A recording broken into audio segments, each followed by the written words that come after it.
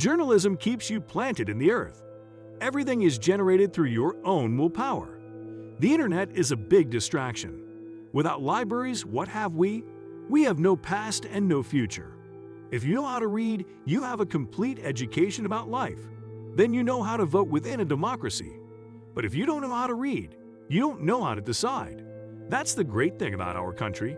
We're a democracy of readers, and we should keep it that way.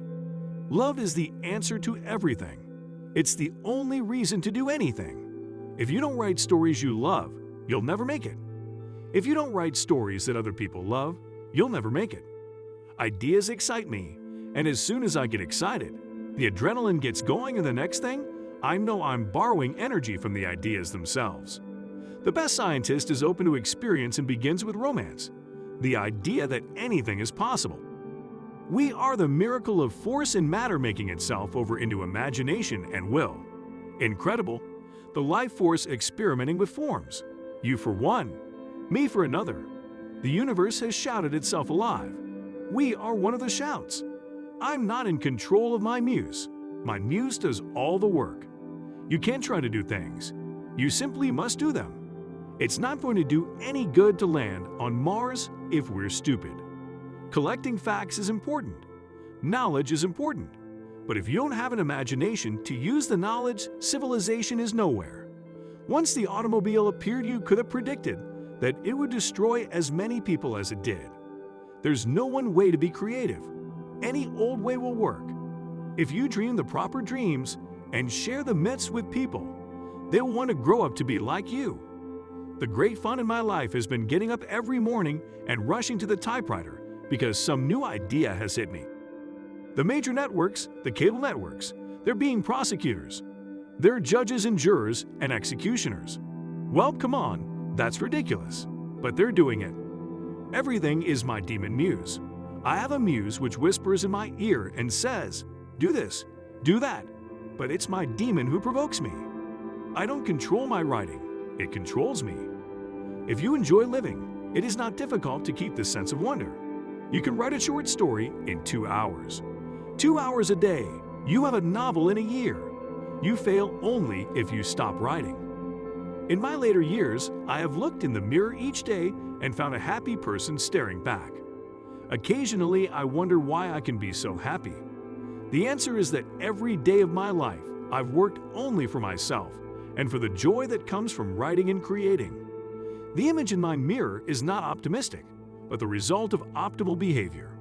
You pay a certain penalty for going your own way. A lot of people think you're nuts. And you're not as popular with girls as you should be. If you're embarrassed because you have some notion about how men are supposed to behave, and it doesn't include weeping, then you have some personal work to do.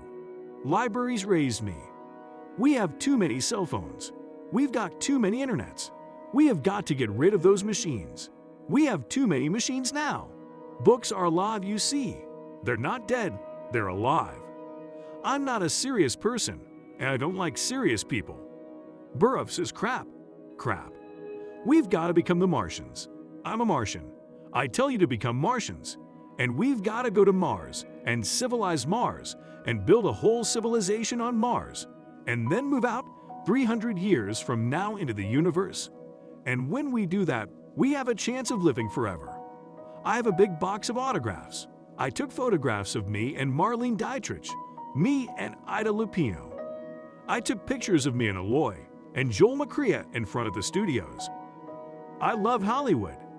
I have 500 autographs and 500 photographs I took.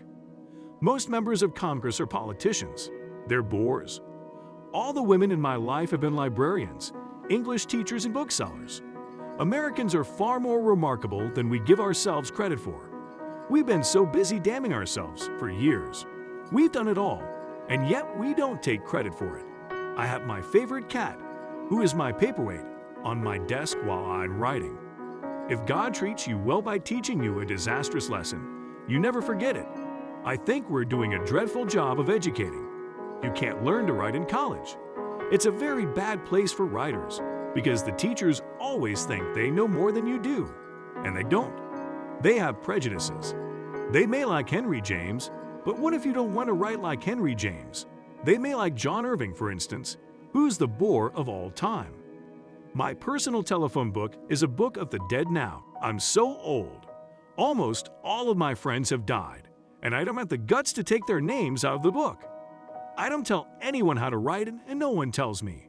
I've been afraid of people playing their life away with too many toys. I find it amusing that I'm on the internet now because I've criticized it, but mainly I've criticized it on the basis of, what are you going to do with it? If you want to find the source of much of the music of modern-day Russia, you will find it in the incredible compositions of that crazed, lunatic Berlioz. Electronic books are junk. My goal is to entertain myself and others. Scientists have to have a metaphor. All scientists start with imagination. We've got to reinvest in space travel. We should have never left the moon. You don't read in your own field. You read in that field when you're young, so that you can learn.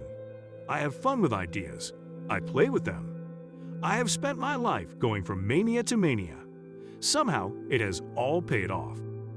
When I was 7 or 8 years old, I began to read the science fiction magazines that were brought by guests into my grandparents' boarding house in Waukegan, Illinois.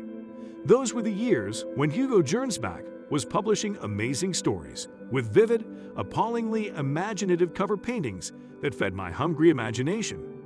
The answer to all writing, to any career for that matter, is love. The first stories I wrote when I was 12 were about Mars and landing on Mars. My business is to prevent the future. When I graduated from high school, it was during the Depression and we had no money.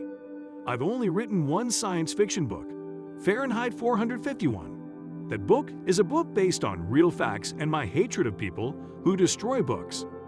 I think the reason my stories have been so successful is that I have a strong sense of metaphor. When you're older, you want to learn from other people. All my stories are like the Greek and Roman myths, and the Egyptian myths, and the Old and New Testament. I discovered me in a library. I went to find me in the library.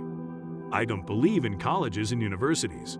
I'm never going to go to Mars, but I've helped inspire, thank goodness, the people who built the rockets and sent our photographic equipment off to Mars. In Hollywood, they think they know it all. You, as a writer, are essentially an outsider. Novelists and short story writers, especially. I don't have a computer. A computer's a typewriter. I already have a typewriter. Fahrenheit 451 postulates a lot of things I didn't want to have happen. My religion encompasses all religions. I believe in God. I believe in the universe. I believe you are God. I believe I'm God. I believe the earth is God and the universe is God. We're all God. We are anthill men upon an anthill world. Most of my short stories are fantasy. All of my writing is God-given. I have total recall. I remember being born. I remember being in the womb. I remember being inside. Coming out was great. The important thing is to be in love with something. The answer I found is you stay away from the people who make fun of you, and you join these ad hoc groups who understand your craziness. All of us, no matter how we look born into this world, feel something like the hunchback. It doesn't matter if you have a beautiful face or not. We've got to dumb America up again. If an idea isn't exciting, you shouldn't do it. I love all of the arts. I love motion pictures. I love stage. I love theater. My stories run up and bite me on the leg. I respond by writing down everything that goes on during the bite. When I finish, the idea lets go and runs off. You don't have to turn on the TV set. You don't have to work on the internet. It's up to you. I write screenplays in the middle of the night. Any experience that touches you in any particular way is good. It can be a horrible experience. Love is easy, and I love writing. You can't resist love. You get an idea, someone says something, and you're in love.